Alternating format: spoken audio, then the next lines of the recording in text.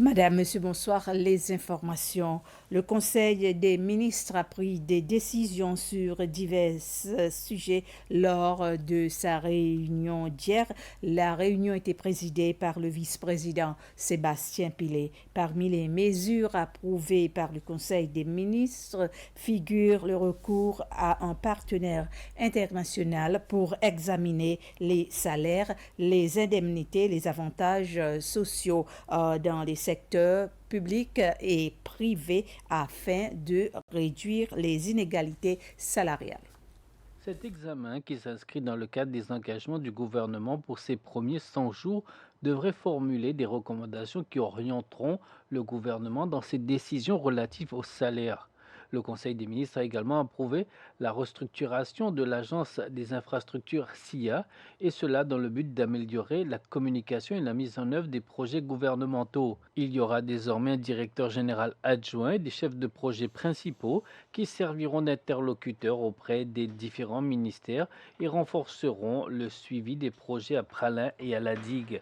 Le Conseil des ministres a également approuvé la création d'un conseil pour l'autonomisation des jeunes afin de renforcer leur participation aux décisions nationales. Ce conseil offrira aux jeunes une plateforme représentative pour conseiller les jeunes sur les politiques et les programmes qui leur sont destinés, promouvoir le leadership et l'inclusion des jeunes et renforcer le dialogue entre le gouvernement et la jeunesse.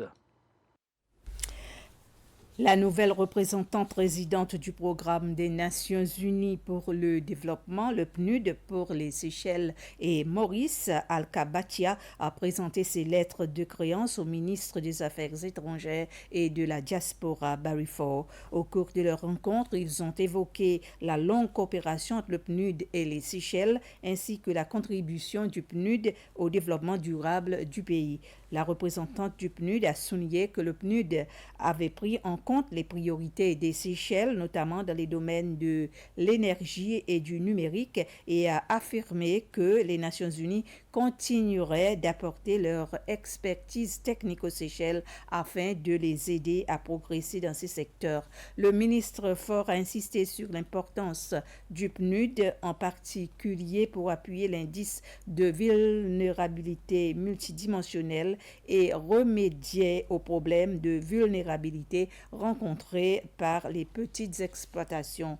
Les deux parties ont convenu de signer l'accord relatif au 8e cycle de reconstitution des ressources du Fonds pour l'environnement mondial, FEM 8, avec le ministère du Climat, de l'Énergie et des Ressources naturelles, ce qui offrira aux Seychelles davantage de possibilités de faire face aux problèmes environnementaux.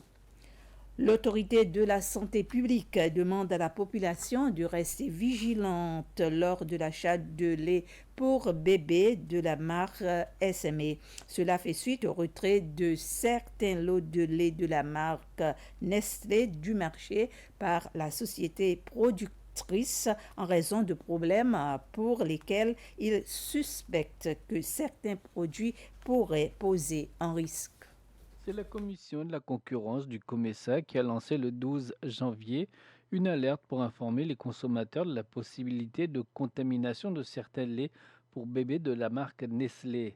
Cette décision fait suite au retrait de la compagnie Nestlé de certains produits spécifiques du marché. La population est ainsi incitée à la prudence. Selon les informations publiées par Nestlé, il n'existe aucune preuve que les lots concernés aient pu arriver aux Seychelles. Le retrait de ces lots est donc effectué par mesure de précaution, conformément au protocole strict de sécurité de la société pour protéger les consommateurs. Entre-temps, l'autorité de la santé publique invite toute personne ayant des préoccupations concernant certains produits SMA, qu'ils soient disponibles en ligne ou en magasin, à les signaler immédiatement. Les contacts de l'unité de contrôle alimentaire sont le 4 38 81 95 ou 4 38 85 04. Le ministre des Transports, des Ports et de l'Aviation civile, Véronique Laporte, a exprimé sa reconnaissance pour le soutien continu que les Seychelles reçoivent de la Chine. S'exprimant lors d'une rencontre avec l'ambassadeur de Chine, elle a indiqué son intention de travailler en étroite collaboration avec l'ambassade chinoise afin d'explorer de nouveaux domaines de coopération relevant de ses portefeuilles. Elle a souligné que ces efforts visent à renforcer le développement socio-économique et à améliorer le bien-être de la population séchelloise. Les discussions portaient sur le renforcement des relations sino-séchelloises avec l'identification de domaines clés de coopération, notamment la connectivité aérienne et maritime, l'éducation et le renforcement des capacités.